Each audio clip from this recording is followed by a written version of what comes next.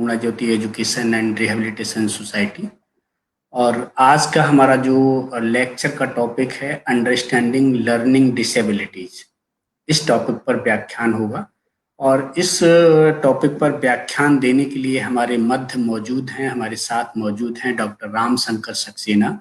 Doctor Ramshankar Saxena ji Amity university Noida में Amity institute of rehabilitation sciences में as an assistant professor काम कर रहे हैं और करीब 14 साल का टीचिंग एक्सपीरियंस है उनको।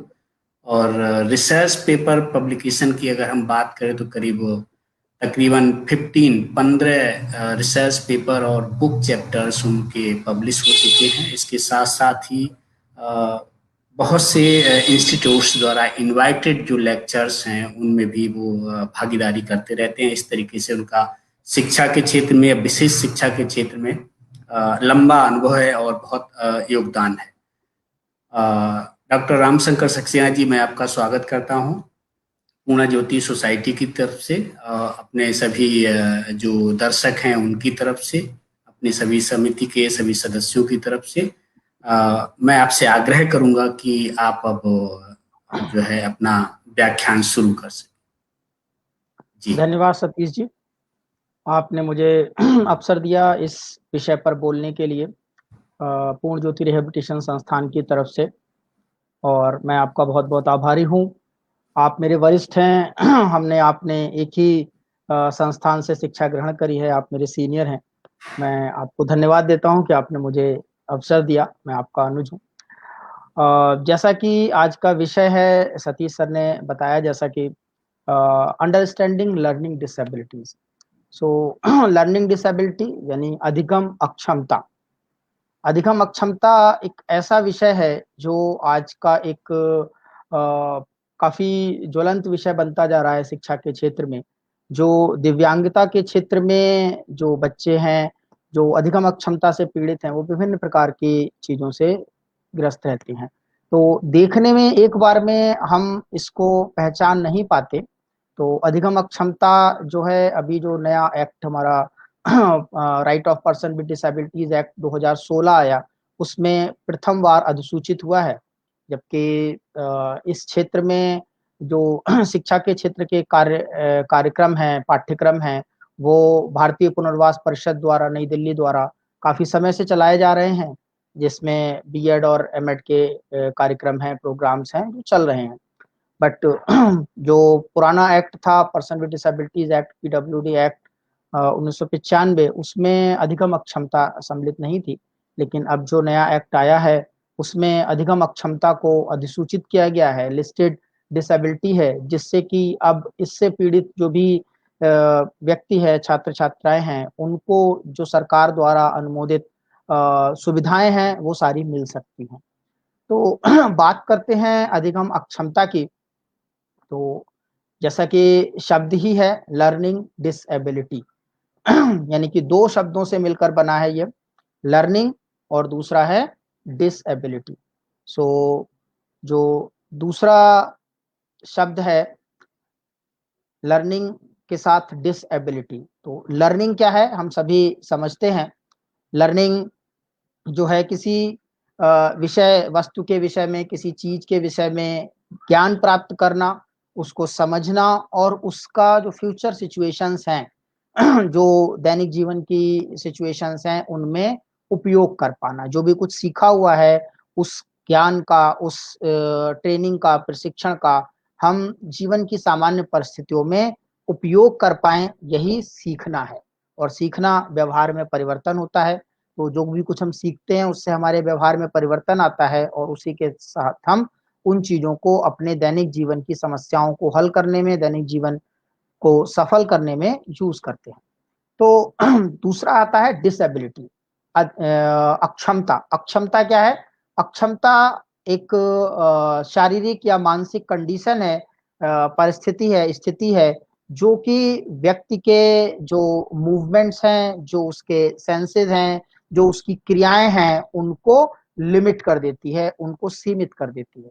तो अगर आप शाब्दिक तौर पर देखें तो लर्निंग डिसेबिलिटी भी एक ऐसी अक्षमता है जो व्यक्ति के सीखने को जो है वो नियंत्रित कर देती है, लिमिटेड कर देती है, और उसकी वजह से व्यक्ति जो है चीज़ों को सीख नहीं पाता है, छात्र सीख नहीं पाता है, एकेडमिक चीज़ों जो अकादमिक क्षेत्र की चीज़ें हैं उनको, और उनका जीवन में उपयोग नहीं कर पाता।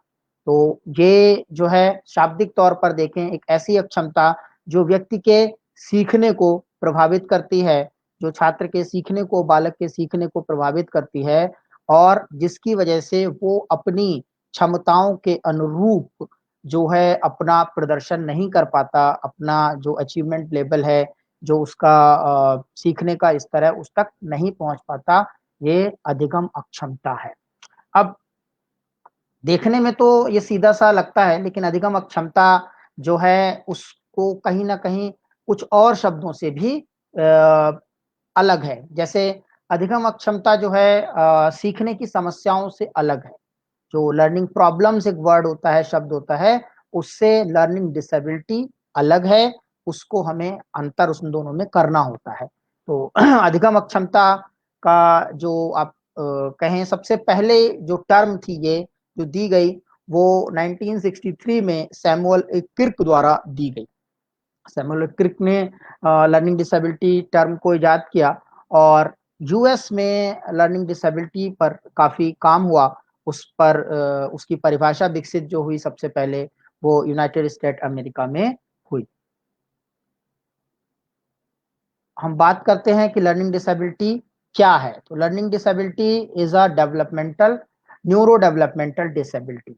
ये एक न्यूरो डेवलपमेंटल डिसेबिलिटी है जो कि हमारे तंत्रिका तंत्र से संबंधित है। It is hidden handicapping condition. ये एक छिपी हुई दिव्यांगता की स्थिति है जिसमें कि सामने से दिखाई नहीं देता। इस समस्या से, इस डिसेबिलिटी से पीड़ित व्यक्ति जो है, बच्चा जो है, child seems otherwise intelligent but gets poor mark. वो दिखने में तो सामान्य रूप से स्वस्थ दिखाई देगा, फिजिकली फिट होगा, इंटेलिजेंट होगा, लेकिन उसके बाद भी उसके मार्क्स जो होंगे एग्जामिनेशंस में, इम्तिहान में, वो कम आते हैं। तो the child understands but not able to express. बच्चा समझता है, सीखता भी है, लेकिन वो उसको रख नहीं पाता है अपने साथ और उसको एक्सप्रेस नहीं कर पाता है सही प्रकार से, जिससे कि उसके नंबर कम आते हैं और उससे जो उसकी स्कूल में परफॉर्मेंस है वो घट जाती है।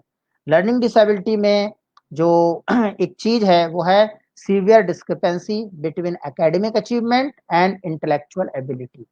जो अंतर है वो सीवियर अंतर है किस चीज में, उसके एकेडमिक अचीवमेंट में, यानी कि जो शैक्षिक उपलब्धि है उसमें, और उसकी बौद्धिक क्षमता, यानी कि वो अपनी बौद्धिक क्षमता के अनुसार उसका शैक्षिक उपलब्धि नहीं होता है, और वो भी तब जब उसको एप्रोप्रिएट लर्निंग एक्सपीरियंसेस मिलते हैं, प्रॉपर लर्निंग एक्सपीरियंसेस दिए जाते हैं, जो सीखने का वातावरण है, सीखने के अनुभव हैं, सभी अच्छे से सीखने के अनुभव देने के बाद भी यदि बच्चा अपनी शैक्षिक क्षमता बौद्धिक क्षमता के अनुरूप शैक्षिक उपलब्धि प्राप्त नहीं कर रहा है, तो कहीं ना कहीं इस बात की संभावना बनती है कि जो बच्चा है वो लर्निंग डिसेबिलिटी या अधिगम अक्षमता से पीड़ित हो सकता है। तो ये कुछ छोटे छोटे मुख्य बिंदु हैं लर्निंग डिसेबिलिटी से संबंधित, अधिगम अक्षमता से संबंधित। ये एक न्यूरो डेवलपमेंटल डिसेबिलिटी है जो कि एक हिडन हैंडीकैपिंग कंडीशन है। इसमें बच्चा इंटेलिजेंट होता है, दिखता भी है, बट वो जो है मार्क्स अपनी बौद्धिक क्षमता के अनुरूप प्राप्त नहीं कर पाता है। वो जो है चीजों को समझता है, लेकिन उन चीजों को एक्सप्रेस कर पाना, यानी कि उनको प्रस्तुत कर पाने में उसमें गलतियां होती हैं, जिसकी वजह से उसके नंबर कम हो जाते हैं और वो स्कूल में परफॉर्मेंस घट जाती है। और ये सब का जो मुख्य चीजों को ध्यान देते हुए यही है कि जो प्रॉपर लर्निंग एक्सपीरियंसेस देने के बाद भी, जो आवश्यक अधिगम अनुभव हैं उनको देने के बाद भी, वो जो है अपनी बौद्धिक क्षमता के अनुरूप शैक्षिक उपलब्धि प्राप्त नहीं कर पाता है, उसमें एक सीवियर अंतर दिखाई देता है, डिस्क्रिपेंसी दिखाई देती है। तो ये लर्निंग डिसेबिलिटी के बारे में एक सामान्य जानकारी है। आगे बढ़ते हैं तो हम देखेंगे एक परिभाषा सबसे पहले कैसे हुई। तो जो मुख्य परिभाषा है वो फेडरल डेफिनेशन है जो कि यूएस में डेवलप हुई। 1968 की जो यूएस कमेटी थी, national advisory committee on handicap to children, इसने इस डेफिनेशन को डेवलप किया था और इसका फर्स्ट पार्ट आइडिया डेफिनेशन के रूप में individual with disabilities education act 1997 जो यूएस का एक्ट है उसमें दिया गया है, उसमें अडॉप्ट किया गया है। तो जो पहला फेडरल डेफिनेशन है इसके दो भाग हैं, एक भाग जो आइडिया डेफिनेशन में है और जो national advisory committee on handicap द्वारा 1968 की रिपोर्ट में प्रस्तुत किया गया था, और दूसरा भाग इसका ऑपरेशनल भाग है जो कि हमें लर्निंग डिसेबिलिटी को समझने में बहुत मदद करता है। अब पहला भाग देखते हैं क्या है। पहला भाग है specific learning disability means a disorder in one or more of the basic psychological process involved in understanding or in using language spoken or written that may manifest in an imperfect ability to listen, think, speak, read, write, spell or do mathematical calculations। तो जो learning specific learning disability है वो एक disorder है किसमें, एक से या एक से अधिक बेसिक साइकोलॉजिकल प्रोसेस, उन बेसिक साइकोलॉजिकल प्रोसेस में जो कि भाषा को समझने या भाषा को उपयोग करने, बोलने की या लिखने की, उसमें यूज होती हैं जो बेसिक साइकोलॉजिकल प्रोसेस, उनमें एक डिसऑर्डर है ये जो कि प्रॉपर नहीं होता। और दिखता किस रूप में है, इसकी वजह से बच्चे में इम्परफेक्ट एबिलिटी दिखाई देती है सुनने की, समझने की, बोलने की, पढ़ने की, लिखने की और उच्चारण की, स्पेलिंग की, एंड मैथमेटिकल कैलकुलेशन और गणितीय गणना करने में उसको समस्या होती है। और ये जो लर्निंग डिसेबिलिटी कंडीशन है ये कुछ और कंडीशंस जो वर्ड्स यूज होते थे पहले उनको इंक्लूड करती है, जैसे परसेप्चुअल डिसेबिलिटी यानी कि प्रत्यक्षीकरण में अक्षमता, brain injury, minimal brain dysfunction, dyslexia और डेवलपमेंटल अफेसिया। ये टर्म्स लर्निंग डिसेबिलिटी की टर्म आने से पहले यूज होती थी, इनको भी लर्निंग डिसेबिलिटी में सम्मिलित किया गया।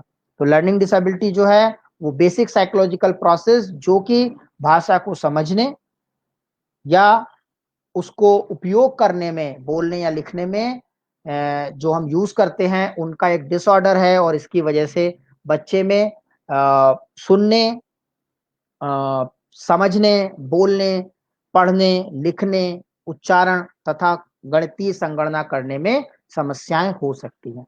ये जो परिभाषा जो सबसे पहले आई इसमें इन्होंने कहा the term does not include children who have learning problem that are primarily the result of visual, hearing or motor disability, of mental retardation, of emotional disturbance, of environmental, cultural और economic disadvantage।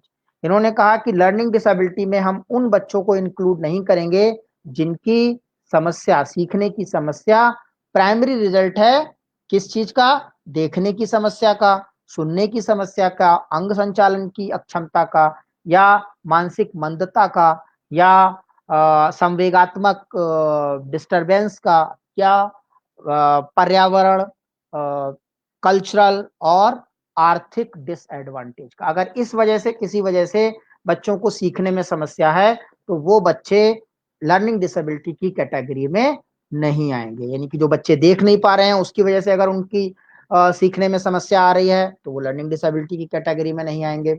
अगर उनको सुनने में कोई समस्या है जिसकी वजह से वो सीख नहीं पा रहे हैं तो भी वो लर्निंग डिसेबिलिटी की कैटेगरी में नहीं आएंगे। उनको मोटर डिसेबिलिटी यानी अंग संचालन में कोई समस्या है, उनका बौद्धिक स्तर कम है, या वो संवेगात्मक रूप से व्यथित हैं, डिस्टर्ब हैं, या कोई पर्यावरणीय, सांस्कृतिक या जो है फाइनेंशियल या इकोनॉमिक रूप से, आर्थिक रूप से उन्हें कोई समस्या है जिसकी वजह से वो प्रॉपर रूप से पढ़ नहीं पा रहे हैं, सीख नहीं पा रहे हैं, तो वो समस्या लर्निंग डिसेबिलिटी के अंतर्गत नहीं आएगी, यानी कि वो लर्निंग प्रॉब्लम्स अलग हैं। ये पहली डेफिनेशन में कहा गया। इसका जो सेकंड पार्ट है वो ऑपरेशनल है, जो इस चीज को और ज्यादा एक्सप्लेन करता है फेडरल डेफिनेशन का।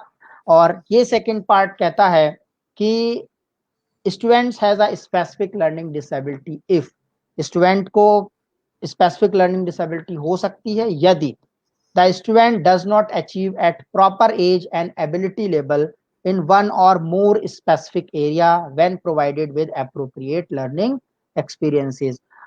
जो भी आवश्यक शैक्षिक अनुभव हैं, सीखने के अनुभव हैं, वो देने के बाद जो बच्चा है वो प्रॉपर एज और एबिलिटी लेवल जो है अपनी एज के अनुरूप योग्यता स्तर प्राप्त नहीं कर पाता है एक या एक से अधिक एरियाज में, तब हम कहेंगे कि वो लर्निंग डिसेबिलिटी का एक संभावित केस हो सकता है।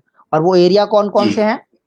वो एरिया हैं ओरल एक्सप्रेशन, वो एरिया है लिसनिंग कॉम्प्रिहेंशन यानी कि सुनने के बाद समझना, रिटन एक्सप्रेशन अपने जो भी विचार हैं, जो भी बातें हैं उनको लिख के एक्सप्रेस करना, लिख के व्यक्त करना, जो बेसिक रीडिंग स्किल्स यानी कि जो सामान्य पढ़ने की कौशल हैं वो ना हो पाना, या रीडिंग कॉम्प्रिहेंशन पढ़ने के बाद जो कुछ लिखा हुआ है उसको समझ पाना, मैथमेटिकल कैलकुलेशंस यानी कि गणितीय गणनाएं, जो गणित की गणनाएं जोड़ना घटाना है, एंड मैथमेटिक्स रीजनिंग, मैथमेटिक्स की जो तार्किक क्षमता है उसके बारे में, जो प्रॉब्लम वर्ड प्रॉब्लम्स होती हैं, लिखित समस्याएं होती हैं, उनको करने में समस्या होना। तो ये 7 एरिया बताए।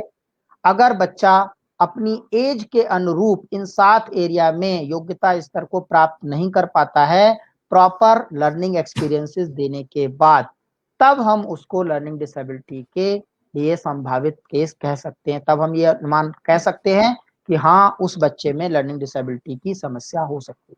यहाँ पर ये चीज बहुत ध्यान देने की है कि ये एरिया 7 हैं जो कि पढ़ने, लिखने और गणित से संबंधित है। इन 3 जो मुख्य एरिया हैं इनमें समस्या होने पर, और वो भी तब जब वो अपनी एज के अनुरूप उसको प्रॉपर जो भी लर्निंग एक्सपीरियंसेस थे वो मिल रहे हैं, उसके बाद भी वो अपना जो लेवल है, एबिलिटी लेवल है, योग्यता स्तर है, उसको प्राप्त नहीं कर पा रहा है, तब हम कहेंगे कि वो अधिगम अक्षमता से पीड़ित छात्र हो सकता है, बच्चा हो सकता है। ये इस डेफिनेशन जो है ये लर्निंग डिसेबिलिटी को समझने के लिए आधार है। इसके आधार पर ही हम आगे लर्निंग डिसेबिलिटी को समझने के लिए बढ़ते हैं। अगली एक और डेफिनेशन जो थी वो 1990 में national joint committee on learning disabilities द्वारा दी गई यूएस में। इसमें और जो हमारी फेडरल डेफिनेशन है उसमें ज्यादा अंतर नहीं है, बट इसमें सिर्फ इतना कहा गया कि बच्चे में लर्निंग डिसेबिलिटी हो सकती है और हैंडीकैपिंग कंडीशंस के साथ भी, जैसे विजुअल इंपेयरमेंट के साथ सेंसरी इंपेयरमेंट है, या इमोशनल डिस्टरबेंस है, या कल्चरल डिफरेंसेस हैं, इन सब के साथ लर्निंग डिसेबिलिटी हो सकती है, लेकिन इनके प्रभाव को न्यूट्रल करने के बाद। अगर हम इनके प्रभाव को, जैसे अब देखने में बच्चे को समस्या है और अगर हम उसको चश्मा दे रहे हैं और चश्मे से वो पढ़ ले रहा है प्रॉपर, तब हम कहेंगे कि जो सेंसरी इंपेयरमेंट था उसकी समस्या को हमने, उसके प्रभाव को खत्म कर दिया। हाँ, उसके बाद अगर उसको लर्निंग में समस्या आ रही है तब वो लर्निंग डिसेबिलिटी का केस हो सकता है। तो ये एनजेसीएलटी डेफिनेशन ने एड ऑन किया कि एक बच्चा sensory impairment, serious emotional disturbance के साथ भी लर्निंग डिसेबल्ड हो सकता है, लेकिन उसके प्रभाव को हम न्यूट्रलाइज कर दें, उसके इफेक्ट को हम खत्म कर दें। तब अगर उसके इफेक्ट लर्निंग पे नहीं आ रहा है तब हम कहेंगे कि हाँ विजुअल इंपेयरमेंट के साथ वो लर्निंग डिसेबिलिटी रखता है। विजुअल इंपेयरमेंट को हम कंट्रोल कर सकते हैं दूसरी चीजों के माध्यम से, जो भी असिस्टिव डिवाइसेस हैं उनके जरिए से। तो ये एनजेसीएलडी ने ऐड किया, जो कि फेडरल डेफिनेशन में नहीं था। फेडरल डेफिनेशन था कि अदर इंपेयरमेंट के साथ लर्निंग डिसेबिलिटी नहीं हो सकती, बट एनजेसीएलडी ने कहा कि नहीं, अदर इंपेयरमेंट, अदर प्रॉब्लम्स के साथ लर्निंग डिसेबिलिटी हो सकती है, लेकिन उनका प्रभाव सीखने पर नहीं पड़ना चाहिए, उसके प्रभाव को खत्म करना होगा और फिर हमें देखना होगा बच्चा सीख पा रहा है या नहीं सीख पा रहा है। जैसे ब्रेल के माध्यम से सीख रहा है बच्चा, ब्रेल लैंग्वेज अगर हो रहा है तो उसके बाद हम उसको चेक कर सकते हैं, तो ये रहेगा। इसके बाद एक तीसरी डेफिनेशन भी आई, आईसीएलडी की डेफिनेशन थी, इंटीग्रेसी कमेटी ऑफ लर्निंग डिसेबिलिटीज ने ये डेफिनेशन दी, और इसका जो मुख्य इंक्लूजन था वो कहा गया कि social skill deficit as a characteristic of learning disability हो सकता है। लर्निंग डिसेबिलिटी की वजह से बच्चे में सोशल स्किल की डेफिसिट हो सकती है, कोऑपरेटिव स्किल है, समाज में घुलना मिलना है, बच्चों के साथ घुलना मिलना है, वो लर्निंग डिसेबिलिटी के कारण हो सकता है। तो एक लर्निंग डिसेबिलिटी की एक कैरेक्टरिस्टिक्स जो है वो ICLD डेफिनेशन ने ऐड करी। तो ये तो है इतिहास जो लर्निंग डिसेबिलिटी को बताता है किस तरह से उसकी डेफिनेशन का विकास हुआ और लर्निंग डिसेबिलिटी को हम किस प्रकार समझ सकते हैं। अगर हम आगे बढ़े तो इन डेफिनेशंस के जो मुख्य पॉइंट हैं वो हैं लर्निंग डिसेबिलिटी एक हेट्रोजीनियस ग्रुप ऑफ डिसऑर्डर है, एक ग्रुप ऑफ डिसऑर्डर हेट्रोजीनियस, और जो लर्निंग डिसेबिलिटी है उसका जो परिणाम है वो होता है सुनने में, बोलने में, लिखने में, पढ़ने में, रीजनिंग और मैथमेटिकल स्किल, इन पर उसका प्रभाव दिखाई देता है। इन एरियाज में लर्निंग डिसेबिलिटी का प्रभाव देखने को मिलता है। लर्निंग डिसेबिलिटी की वजह से बच्चों को इन चीजों में समस्या होती है, मुख्य रूप से सुन के समझना, बोलना, फिर पढ़ना, लिखना, रीजनिंग यानी कि तर्क शक्ति, और मैथमेटिकल यानी कि गणित की जो योग्यता है, गणितीय कौशल है, उनमें प्रॉब्लम हो सकती है। The problem is intrinsic to the individual, ये एक इंडिविजुअल की समस्या होगी, ये ऐसा नहीं है कि किसी दूसरे में, ये एक पर्टिकुलर बच्चे की अपनी समस्या हो सकती है। और इसका जो रीजन मानते हैं, जो उसका कारण है, the problem is presume to be related to central nervous system dysfunction, जो केंद्रीय तंत्रिका तंत्र है हमारा, उसके प्रॉपर फंक्शन न करने की वजह से यह समस्या उत्पन्न होती है, ऐसा माना जाता है। तो जो प्रॉब्लम है लर्निंग डिसेबिलिटी की, वो सेंट्रल नर्वस सिस्टम के प्रॉपर काम न करने की वजह से, उसके डिसफंक्शन की वजह से होती है। और लर्निंग डिसेबिलिटी में अकर अलोंग विद अदर डिसेबिलिटी और हैंडीकैपिंग कंडीशन, तो लर्निंग डिसेबिलिटी है वो अदर हैंडीकैपिंग कंडीशंस के साथ भी हो सकती है। ये जो डेफिनेशंस हमने 3 पढ़ी, इन 3 डेफिनेशंस का ये कंक्लूजन है जो ये कहता है। कॉमन एलिमेंट्स निकल के आए, वो है central nervous system dysfunction, uneven growth patterns and deficit in basic psychological processes, and discrepancy between potential and achievement. जो साइकोलॉजिकल प्रोसेस हैं उनमें अनइवन ग्रोथ या पैटर्न होगा, वो प्रॉपर नहीं होंगे। वो साइकोलॉजिकल प्रोसेस कौन से होते हैं? वो साइकोलॉजिकल प्रोसेस है हमारा परसेप्शन, अटेंशन और मोटर स्किल्स, जो फाइन मोटर स्किल्स हैं, ग्रॉस मोटर स्किल्स हैं, जैसे आई हैंड कोऑर्डिनेशन है, हाथ का चलाना है, आंखों का है, इन सब में जो कोऑर्डिनेशन होता है, तो अंग संचालन में समस्या होना, आपका अटेंशन में प्रॉब्लम होना या परसेप्शन सही नहीं होना, ये जो बेसिक साइकोलॉजिकल प्रोसेस हैं। देन मेमोरी रिटेंशन, जो हम ग्रहण करते हैं और स्मृति प्रॉपर ना होना, ये जो अनइवन ग्रोथ है बेसिक साइकोलॉजिकल प्रोसेस से रिलेटेड, इनकी वजह से लर्निंग डिसेबिलिटी है। और जो discrepancy between potential and achievement, यानी कि जो हमारा बौद्धिक क्षमता है बच्चे की, जो उसका पोटेंशियल है, उसके अनुरूप उसका शैक्षिक उपलब्धि प्राप्त न कर पाना, उसमें अंतर होना, ये इन डेफिनेशंस के मुख्य पॉइंट है। जैसा मैंने बताया, right of person with disabilities act 2016 आया है, और उस एक्ट में लर्निंग डिसेबिलिटी को इंक्लूड किया गया है। और लर्निंग डिसेबिलिटी को जो इंक्लूड किया गया है, ये डेफिनेशन आइडिया डेफिनेशन से मिलती जुलती है, उसी से मिलती जुलती ली गई है। और जो अब टर्म यूज की जा रही है लर्निंग डिसेबिलिटी के लिए, वो नई टर्म है स्पेसिफिक लर्निंग डिसेबिलिटी, यानी कि स्पेसिफिक लर्निंग डिसेबिलिटीज और लर्निंग डिसेबिलिटी एक ही चीज है, बट अब इसको स्पेसिफिक वर्ड के साथ जोड़ा गया है, क्योंकि इसमें माना गया है कि 3 जो एरियाज हैं, रीडिंग, राइटिंग और मैथमेटिक्स, इन 3 स्पेसिफिक एरियाज में डिसेबिलिटी होती है, प्रॉब्लम होती है, अक्षमता होती है, इसलिए ये term specific learning disability word use करा जाना हुआ, जिससे कि अभी हम आगे पढ़ेंगे आइडेंटिफिकेशन में कि स्पेसिफिक वर्ड क्यों यूज किया गया।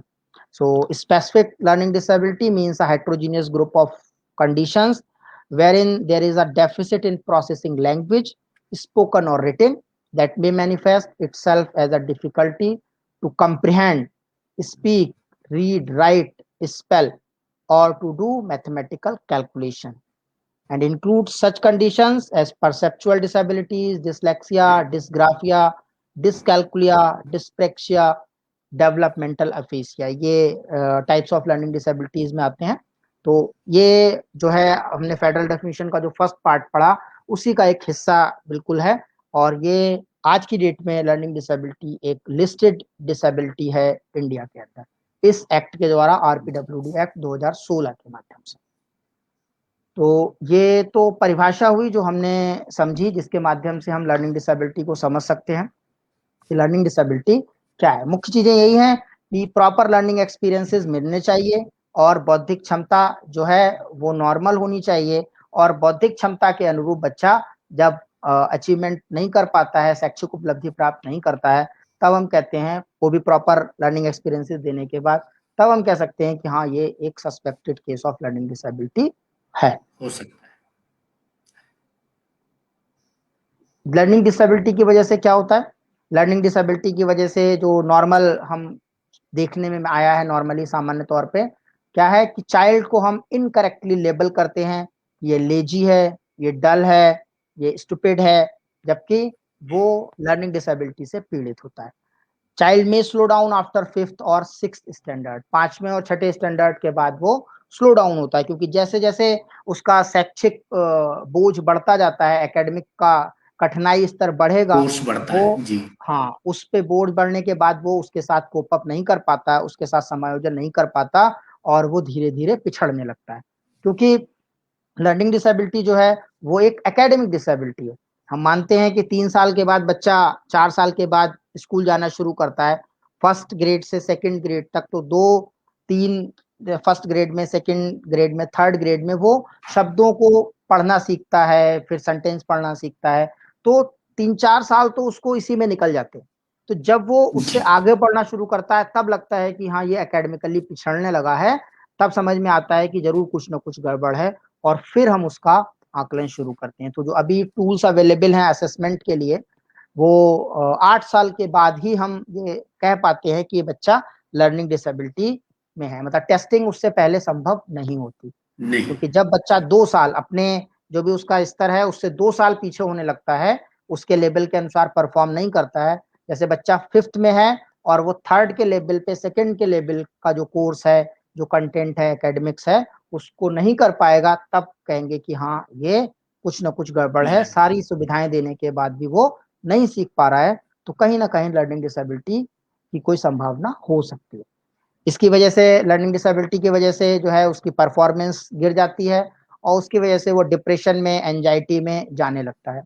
एलडी जो है इसको जितनी जल्दी हम डायग्नोज कर लें, क्योंकि अर्ली आइडेंटिफिकेशन के लिए अगर हम देखें तो कुछ चीजें हैं जो कि हमारे एकेडमिक्स के साथ जुड़ी होती हैं, अगर उनमें कहीं कोई जी। समस्या आ रही होती है तो हम कह सकते हैं कि भविष्य में वो लर्निंग डिसेबिलिटी की चीजें हो सकती है। तो उसके परसेप्शन में कोई इशू है, उसके अटेंशन में कहीं कोई परेशानी है, या उसका आई हैंड कोऑर्डिनेशन है, जो मोटर मूवमेंट है, वहां कहीं कोई समस्या आ रही है, तो उस सबको देखते हुए हम ये अनुमान लगाने की कोशिश कर सकते हैं कि ये भविष्य में अगर इसको अभी सही नहीं किया तो भविष्य में लर्निंग डिसेबिलिटी से ग्रस्त हो जाएगा। तो इसलिए जितनी जल्दी हम उसको पहचान लें, उसके सीखने की समस्याओं को, और उन पर काम शुरू कर दें, तो उसको हम सही कर सकते हैं। आगे बढ़ते हुए हैं तो हम देखेंगे कि कुछ फ्रेजेस जनरली यूज होते हैं लर्निंग डिसेबिलिटी के केस में, जिसमें एक लर्निंग डिसेबिलिटीज है, एक स्पेशल एजुकेशनल नीड्स है, लर्निंग डिफिकल्टीज वर्ड भी यूज कर लेते हैं कुछ लोग, लर्निंग प्रॉब्लम यूज करते हैं, स्लो लर्निंग करते हैं, एकेडमिकली बैकवर्ड वर्ड यूज करते हैं, स्कॉलिस्टिकली बैकवर्ड कहते हैं, या अंडर अचीवर या अंडर अचीवमेंट कहते हैं। तो इस तरह के phrases learning disability, specific learning disability के साथ अटैच हैं, बट उसके लिए ये चीज ध्यान रखनी है कि वो लर्निंग समस्याओं से, जो सीखने की समस्याएं हैं, उनसे अलग है। अगर बच्चे को प्रॉपर सीखने के अनुभव नहीं मिल रहे हैं, तब हम उसको लर्निंग डिसेबिलिटी की कैटेगरी में नहीं ला सकते हैं, नहीं या रख सकते। उसकी जो समस्या है सीखने की, वो किसी और handicapping condition, sensory, visual, hearing या इसकी वजह से है, तब भी हम उसको लर्निंग डिसेबिलिटी में नहीं लाएंगे। उसको, उसकी समस्या जो देखने की या सुनने की है, उसको दूर करने के बाद अगर वो नहीं सीख पा रहा है, तब हम उसको लर्निंग डिसेबिलिटी के लिए के बारे में सोच सकते हैं कि हाँ हो सकता है इसकी वजह से उसका सीखना कम है। आगे बढ़ते जी। हुए अगर हम प्रिविलेंस की बात करें, तो प्रिविलेंस जो है इसके पाए जाने की जो है फेडरल गवर्नमेंट 2007 ने कहा कि अप्रॉक्स 2.78 मिलियन स्टूडेंट जो 6 से 21 साल के हैं वो लर्निंग डिसेबिलिटी से ग्रस्त हैं। इंडिया में एक study institute of neurology Kerala ने 1997 में करी, जिसमें कहा कि 10% पॉपुलेशन जो है वो लर्निंग डिसेबिलिटी से ग्रस्त है और उसमें से 4.2 आर स्कूल गोइंग एज, जो कि स्कूल गोइंग एज के हैं। ऐसे ही एक स्टडी हुई LTMG हॉस्पिटल सियोन मुंबई ने, उसने जो पाया कि करीब 28.76% जो बच्चे हैं वो स्पेसिफिक लर्निंग डिसेबिलिटी से ग्रस्त हैं। तो ये कुछ डेटा है। ऐसे ही एक स्टडी जो है अप्रैल 2018 की है, जो कि नैना मारिया कुरियन और जस्टिस जे क्रिमिन की है। इन्होंने भी एक स्टडी करी, इसमें कहा prevalence of learning disability in India, need of mental health awareness programme. इसमें रिपोर्ट किया गया कि 1 से लेके 19% तक जो स्कूल गोइंग पॉपुलेशन है वो लर्निंग डिसेबिलिटी से ग्रस्त है। इसमें उन्होंने पाया कि जो बॉयज हैं वो ज्यादा इफेक्टेड हैं कंपेयर टू गर्ल्स, और the number of student identified with learning disability has increased over the year. ये समय के साथ साथ बढ़ता जा रहा है, जैसे जैसे हम ये सुविधाएं बढ़ रही हैं शैक्षिक उसमें, उससे ही हम देख पा रहे हैं कि हाँ बच्चों में इसमें की समस्या ज्यादा पाई जा रही है। मिल रही है। अब अगर आप आगे देखें कॉज क्या है, अगर कॉज की बात करें तो कोई भी नोन कॉज अभी तक जो है स्टडीज में पता नहीं चल पाया है कि ये मुख्य कारण है अधिगम अक्षमता के पीछे।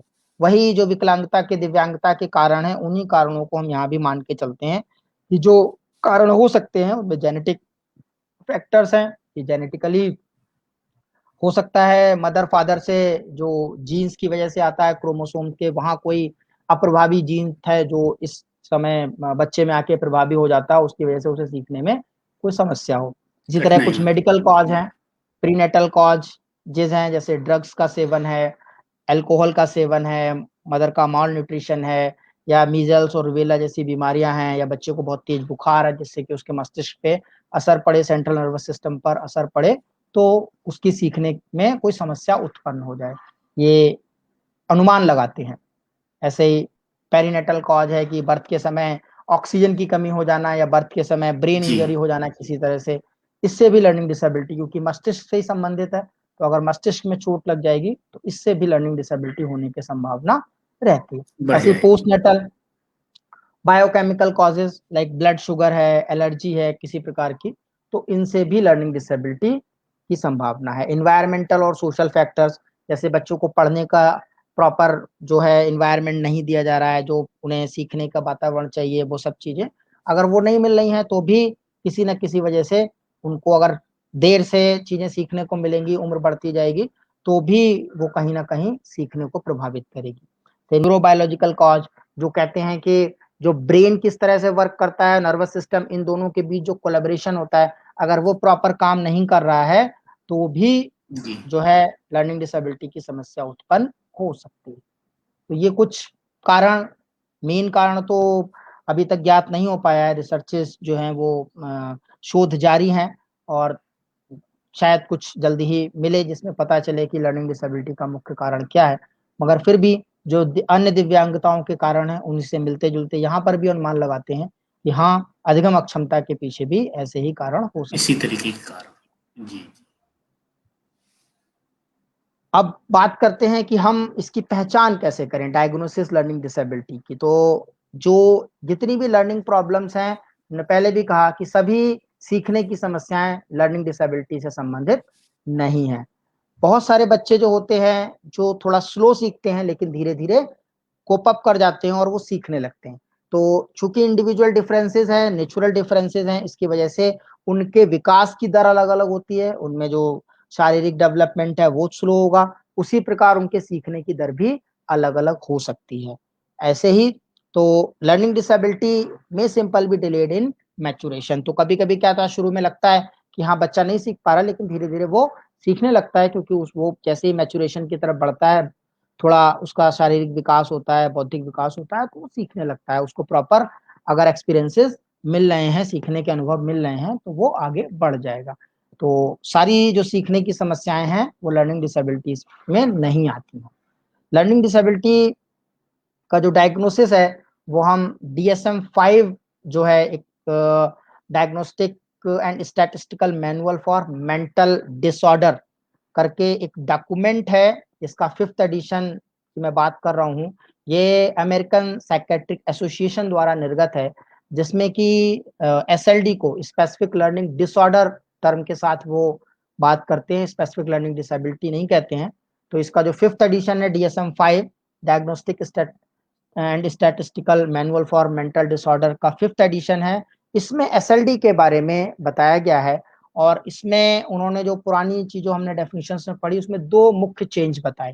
पहला तो ये कि SLD को हम स्पेसिफिक एरिया के साथ ऐड करके बोलेंगे, जैसे SLD with impairment in reading, SLD with impairment in writing, SLD with impairment in mathematics, ये DSM-5 ने कहा है।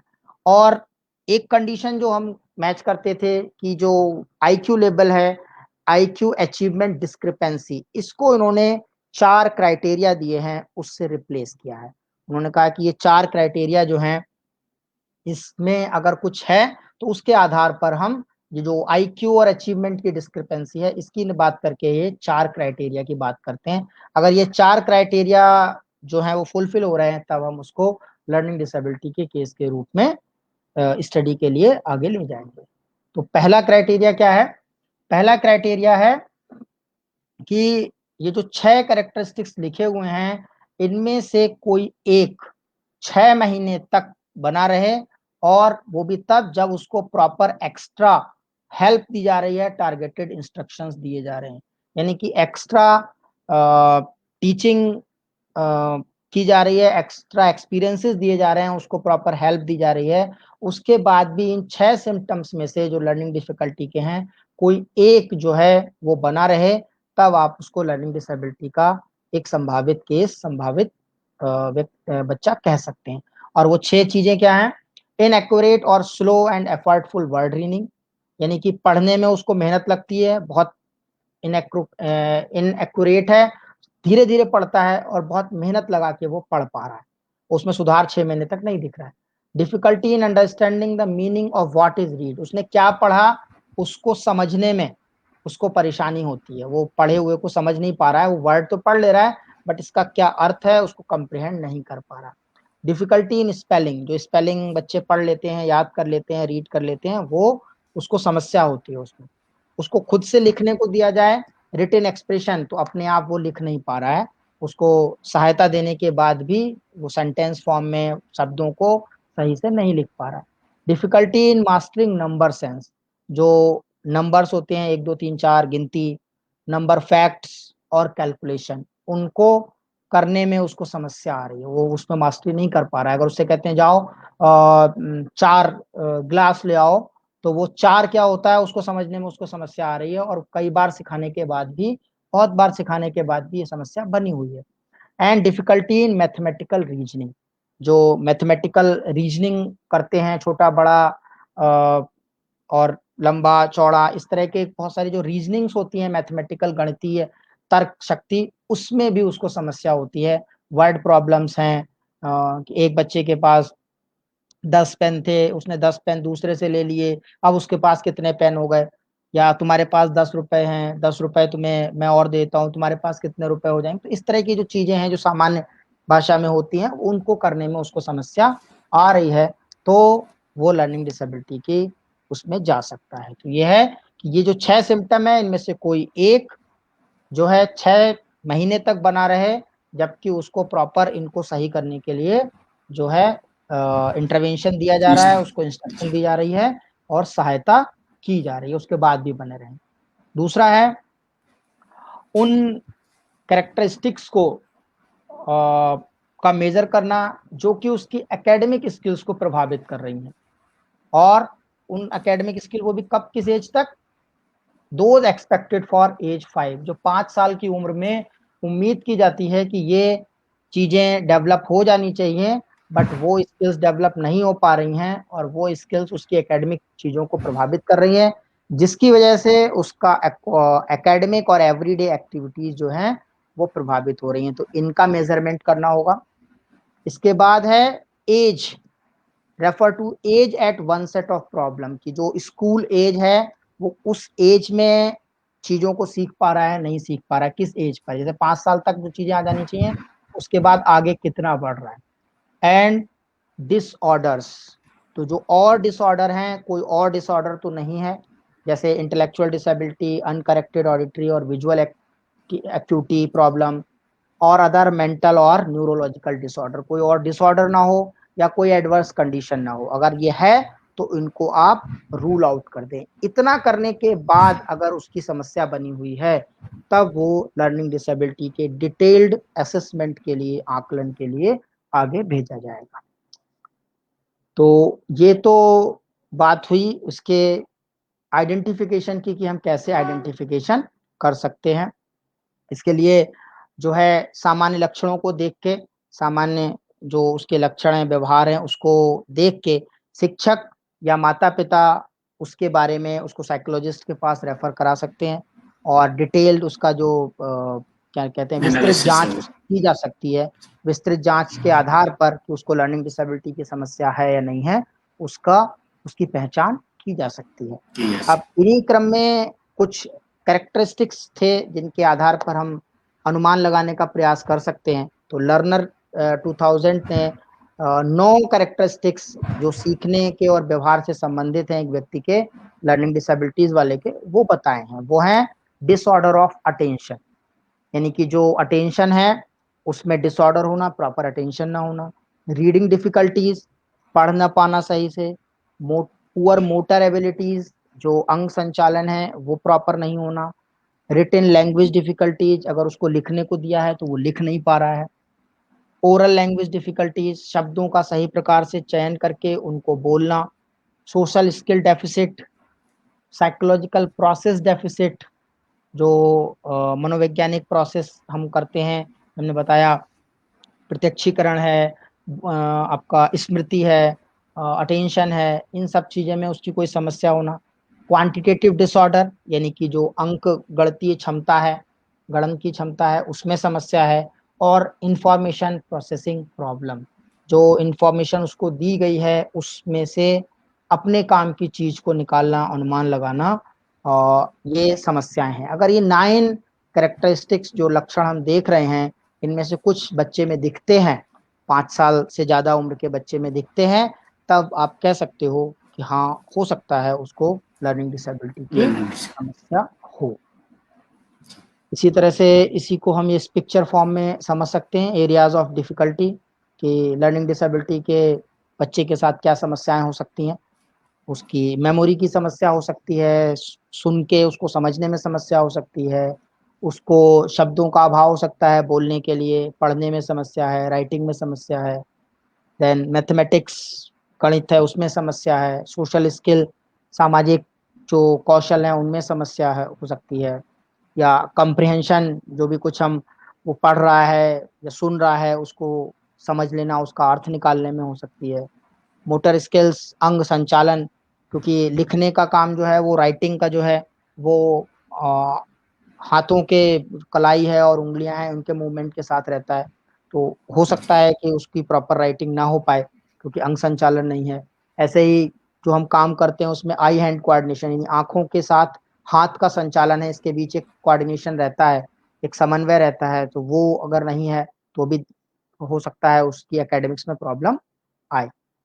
ऐसे थिंकिंग, सोचने में, जो हम प्लान करते हैं कि हाँ, 1 गिलास पानी चाहिए तो 1 गिलास पानी हम कैसे लेंगे, इस तरह से, और छोटा क्या है, बड़ा क्या है, समझना, अंतर करना, इस तरह की समस्या, थिंकिंग की समस्या हो सकती है। तो ये कुछ एरियाज ऑफ डिफिकल्टी हैं जो एक लर्निंग डिसेबल्ड छात्र से या बच्चे से संबंधित हो सकते हैं। यहाँ पर ध्यान देने की चीज है कि जो 3 प्रकार की हमने लर्निंग डिसेबिलिटी की बात करी, रीडिंग में, राइटिंग में और अंक में, जरूरी नहीं है कि वो तीनों की तीनों बच्चे में हो, या ये जितने एरियाज हम देख रहे हैं वो सारे एरियाज में बच्चे को प्रॉब्लम हो। वो किसी एक एरिया में हो सकती है, 2 एरिया में हो सकती है, जरूरी नहीं कि वो 3 के 3 एरियाज जो हम बात कर रहे हैं या सभी प्रकार के जो हमने कैरेक्टरिस्टिक्स देखे वो सब उसमें पाए जाए। सो आखिरी की तरफ बढ़ते हुए, not all student with learning disabilities will exhibit these characteristics. सभी बच्चे सभी कैरेक्टरिस्टिक्स को नहीं प्रदर्शित करते हैं। Many people who demonstrate these same behavior are quite successful in the classroom. कुछ बच्चे ऐसे होते हैं जो कि हो सकता है उसे मैथ्स में प्रॉब्लम हो, लेकिन बाकी रीडिंग और राइटिंग में और बाकी सोशल स्किल्स बहुत अच्छी हों, तो वो अच्छे भी हो सकते हैं। It is quantity, intensity and duration of the behavior that lead to the problem in school and elsewhere. So जो व्यवहार है उसकी इंटेंसिटी, उसकी अवधि, उसकी मात्रा, ये सब चीजों को देखने के बाद हम कह पाते हैं कि क्या समस्या स्कूल में हो रही है। In almost all cases, a single student will not have deficit in all areas. So जितने भी केसेस अभी तक स्टडी की गई है, रिसर्च की गई, उनमें पाया गया है कि एक सिंगल बच्चे को सभी एरियाज में डेफिसिट नहीं होगा, कुछ एरियाज में डेफिसिट होगा जिसका इम्पैक्ट उसके कुछ अदर एरियाज पे दिखाई देगा। यहाँ पर कुछ एग्जाम्पल्स हैं फेमस लर्निंग डिसेबिलिटी के, जो बताते हैं कि लर्निंग डिसेबिलिटी से पीड़ित व्यक्ति जो है किसी तरह से कम नहीं है, उस पर्टिकुलर एरिया में उसको प्रॉब्लम हो सकती है लेकिन वो बाकी क्षेत्रों में अच्छा काम कर पाएगा। Thomas Alva Edison, Winston Churchill, Albert Einstein, Leonardo da Vinci, ये लोग जो थे किसी न किसी रूप में लर्निंग डिसेबिलिटी से ग्रस्त थे, लेकिन ये विश्व के एक विख्यात स्तर पर पहुंचे और अपने आप को स्थापित किया। सो इसी के साथ धन्यवाद। बहुत बहुत धन्यवाद डॉक्टर रामशंकर जी। मुझे लगता है हमारे जो व्यूअर हैं, जो भी इस प्रोग्राम को देख रहे हैं, सुन रहे हैं, उन्होंने ज़रूर बहुत सारी नई बातें सीखी होंगी। जो नए शिक्षक हैं, जो भावी शिक्षक हैं, उन्होंने भी निश्चित रूप से बहुत सारी बातें सीखी होंगी। अगर उनके मन में कुछ प्रश्न है, अभी आप सुन रहे हैं मेरी आवाज़ या लाइव देख रहे हैं, तो आप क्वेश्चन लिख सकते हैं, तो हम डॉक्टर रामशंकर सक्सेना जी से हम उन क्वेश्चंस को, उनका जवाब ले सकते हैं। डॉक्टर रामशंकर जी, एक प्रश्न मेरे मन में है, जब तक कोई और प्रश्न आते हैं। जैसे सामान्यतः जिस तरीके से आपने बोला कि जो लोग हैं, ये जो बच्चे हैं, ऐसे वो दिखने में आसानी से पहचान में नहीं आते, तो इनको इन ऐसे ही अगर हम दूसरे बच्चे देखें तो कुछ और भी बच्चे होते हैं जिनमें कुछ कठिनाइयाँ जिनको होती हैं या उनको कमजोरी कुछ होती है, वो भी दिखने में एकदम पहचान में नहीं आती कि इनमें कुछ इनको मुश्किल होगी या इनको कुछ अक्षमता होगी। तो जैसे स्लो लर्नर है, धीमी गति से सीखने वाले बच्चे, और अधिगम अक्षम जो छात्र है, लर्निंग डिसेबल जो चाइल्ड है, इन दोनों में कैसे अंतर करेंगे आप? कोई अंतर है या बिल्कुल अंतर नहीं है, कैसे देखेंगे? अधिगम अक्षम छात्र और एक स्लो लर्नर में अंतर इस तरह से हम कर सकते हैं कि अगर बौद्धिक क्षमता की बात करें तो जो अधिगम अक्षम छात्र है उसका आईक्यू लेवल, बौद्धिक क्षमता जो है वो एवरेज या एबव एवरेज होती है, लेकिन स्लो लर्नर जो बच्चे होते हैं वो बॉर्डर लाइन आईक्यू लेवल रखते हैं और उनका जो अचीवमेंट लेवल है वो सब में ही स्लो होगा। सारे एरियाज जो एकेडमिक होंगे वो हर फील्ड में स्लो होंगे, लेकिन जो लर्निंग डिसेबिलिटी वाले बच्चे हैं वो किसी एक पर्टिकुलर में, जैसे मैथ्स में उनको प्रॉब्लम है तो वहां पर वो थोड़ा स्लो होंगे, लेकिन अदर फील्ड्स में वो सही वो होंगे, बेहतर काम करेंगे, करते वो रहेंगे, बेहतर बेहतर करेंगे। करेंगे।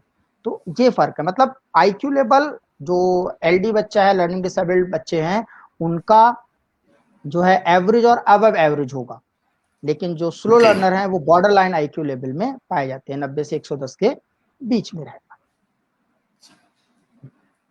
और कोई प्रश्न 70 नहीं है 70 अभी? से 90 के बीच हाउ में टू रहेगा। हैंडल हाइपर एक्टिव चाइल्ड, एक क्वेश्चन आया है, रिलेटेड है कुछ, पूछ रहे, मैंने स्क्रीन पे शेयर कर दिया है। हाउ हाँ, to handle hyper active child, अगर hyper hyper active active child है तो चाइल्ड, कैसे हैंडल? हाँ, हाइपर एक्टिव चाइल्ड के लिए हैंडल करने के लिए तरीका यही है कि उसके व्यवहार को पहले हमें ऑब्जर्व करना होगा, और ऑब्जर्व जी। करने के बाद उसकी एक्टिविटी जो रिक्वायर्ड है, जितना देर वो अटेंशन दे पाता है उसके अनुसार हमें जो है टास्क को, वर्क को असाइन करना होगा। जैसे आप सोचे कि एक बच्चा जो है हाइपर एक्टिव है और वो 20 मिनट तक कंसंट्रेट कर पाता है, 15 मिनट तक कंसंट्रेट कर पाता है, तो इस तरह से हमें एक्टिविटीज प्लान करनी है कि वो 15 मिनट के बाद हम उसे एक ब्रेक देंगे और उसके बाद वो दोबारा थोड़ी देर बाद 5 कंसंट्रेट मिनट करने के 4 लिए मिनट रेडी हो करें। जाए हाँ, तभी तो हम उसको कोई इस दूसरी तरह से एक्टिविटी। उसको हम जो शेड्यूल है उसको मैनेज कर सकते हैं। यहाँ देखना होगा कि हालांकि जो हाइपर एक्टिविटी है उसके पीछे कारण क्या है। कभी कभी क्या होता है कि जो रिक्वायर्ड अमाउंट चाहिए उसे, जिस तरह की चीज है वो नीड पूरी नहीं होती है, तब भी बच्चे उस तरह की हरकतें करते हैं। तो यहाँ पर जो है हमें प्लान जो है एक्टिविटी को प्लान करना होगा सही से, जिससे कि हम उनको हैंडल कर पाए। एक प्रश्न और है सक्सेना जी, डॉक्टर सक्सेना जी, ये एक प्रश्न आया, स्क्रीन पे शेयर कर रहा हूँ मैं ये। कह रहे हैं माता पिता एलडी बच्चों को घर में कैसे पढ़ा सकते हैं, क्या करें वो, क्या ऐसे कोशिश करें कि वो घर में बहुत सारी चीजों को सिखा सकें। माता पिता घर में जो बच्चों को पढ़ाने के लिए हैं, एक्चुअली एकेडमिक्स को अगर हम एक्टिविटी के साथ अटैच करते हैं तब जी बच्चे उसको एंजॉय करके सीखते हैं। जैसे अब बच्चों को बिल्कुल। राइटिंग की समस्याएं हैं, तो राइटिंग की समस्या के लिए अगर आप आर्ट इंटीग्रेटेड लर्निंग को जोड़ते हैं, आप क्राफ्ट के साथ उसको जोड़ते हैं, तो वहां जी पर वो राइटिंग की समस्याएं ड्राइंग से, पेंटिंग से काफी हद तक हो सकती हैं, क्योंकि जो अंग संचालन है वो सही होता है। अब बच्चों की राइटिंग सुधारनी है तो राइटिंग के लिए डॉट टू डॉट वाली बुक्स आती हैं, जिसके के जरिए जी। बिंदु से बिंदु मिला के वो चित्र हाँ, बना बिंदु से सकते बिंदु हैं। मिला करके तो हाँ, उनको फिर उसमें आसानी कलर होगी। भर सकते हैं, तो उससे क्या होगा, धीरे जी धीरे उनकी एक्टिविटीज हो पाएंगी। ऐसे ही जो गणित सिखाना है, मैथ सिखाना है, रीडिंग करानी है, तो उन सब चीजों को एक्टिविटी के साथ हम जोड़ें और स्पेशल एजुकेटर्स की मदद लें। स्पेशल एजुकेटर जो हैं वो उनके बारे में प्लान बना के देंगे कि किस फील्ड में उनको परेशानी है, उसके अकॉर्डिंग स्पेशल एजुकेटर जो विशेष शिक्षक है वो और माता पिता आपस में कोलैबोरेट करके इन बच्चों की शिक्षा के लिए प्लान कर सकते हैं। एक और क्वेश्चन है सर, इससे जुड़ा हुआ है कुछ हद तक, ये पूनम राठौर का मैं स्क्रीन पे शेयर कर रहा हूँ। ये कह रहे हैं कि मुझे कंसंट्रेशन का प्रॉब्लम है, तो बहुत लंबे समय तक जो है कंसंट्रेशन नहीं कर पाते हैं। देखिए, अगर जवाब देना चाहें कंसंट्रेशन तो। जी क्षेत्र से तो अलग है, लेकिन मेरा मानना हाँ, है एरिया अलग कि है। हर कोई ज्यादा देर तक नहीं बैठ पाता है। हर किसी की कंसंट्रेशन का जो स्पैन है, अटेंशन स्पान अलग अलग होता है। तो अपना जी जो भी एक्टिविटी है आप कर रहे हैं, उसको एक टाइम ड्यूरेशन के बाद ब्रेक लें और ब्रेक लेने के बाद दोबारा वापस आए, तो थोड़ा सा रिफ्रेश होने रेस्ट के बाद रेस्ट लेना जरूरी हाँ है। रेस्ट ले लें। रेस्ट लेना रेस्ट ले जरूरी लें और रेस्ट लेने जरूरी के बाद है। फिर उस अगर एक्टिविटी पे लौटें, तब ये एक बहुत आसानी से कर बेसिक, पाए। हाँ एक बहुत बेसिक क्योंकि ये सामान्य सी एक स्ट्रेटजी वो है है जिसको हम यूज कर सकते हैं। जी जिसको हम यूज करते हैं। हम लोग भी जब एक काम को 1 डेढ़ घंटा करते रहते हैं, उसके बाद थक जाता है तो थोड़ा सा घूम फिर लेते हैं, टहल के वापस आके फिर अपनी काम पे बैठते हैं। तो उस तरह से क्या होगा कि थोड़ा रेस्ट मिल जाएगा, रिफ्रेश हो जाओगे दूसरी चीजों में लग के, और आपका और मस्तिष्क अटेंटिव हो दोबारा काम जाएगी। करने लगा, अटेंटिव हो जाएगा। चलिए, अभी कोई और प्रश्न नहीं है। मैं इस प्रोग्राम को बाइंड अप करता हूँ और एक फॉर्मली संस्था की तरफ से डॉक्टर रामशंकर सक्सेना जी, आपको बहुत बहुत धन्यवाद व्यक्त करता हूँ कि आपने बहुत शॉर्ट नोटिस में हमारी रिक्वेस्ट को स्वीकार किया, हमारे आमंत्रण को स्वीकार किया और इस लेक्चर में आपने समय दिया। बहुत बहुत धन्यवाद। उम्मीद आपका भी है बहुत हम बहुत आगे भी धन्यवाद। ऐसे उम्मीद है हम आपने आगे भी और ऐसे ही कार्यक्रम में जुड़े रहेंगे। आजकल जो प्लेटफॉर्म मिला है इसको हम पहले भी सब लोग जानते थे, लेकिन इतना एक्टिवली इस्तेमाल नहीं करते थे। कुछ चीज़ें, कुछ प्रॉब्लम्स थे, लेकिन अब ये तरीके, ये चीज़ें सीख गए हैं, ये बातें सीख गए हैं, टेक्नोलॉजी बीच में आ गए हैं, तो इसको हम इस्तेमाल करते रहेंगे, उपयोग करते रहेंगे। Thank you very much. धन्यवाद सर, आपका मुझे यहाँ बुलाने के लिए, मंच पे आमंत्रित करने के लिए और समय देने बहुत के लिए बहुत धन्यवाद। धन्यवाद। बहुत शुभकामनाएं। Thank you sir.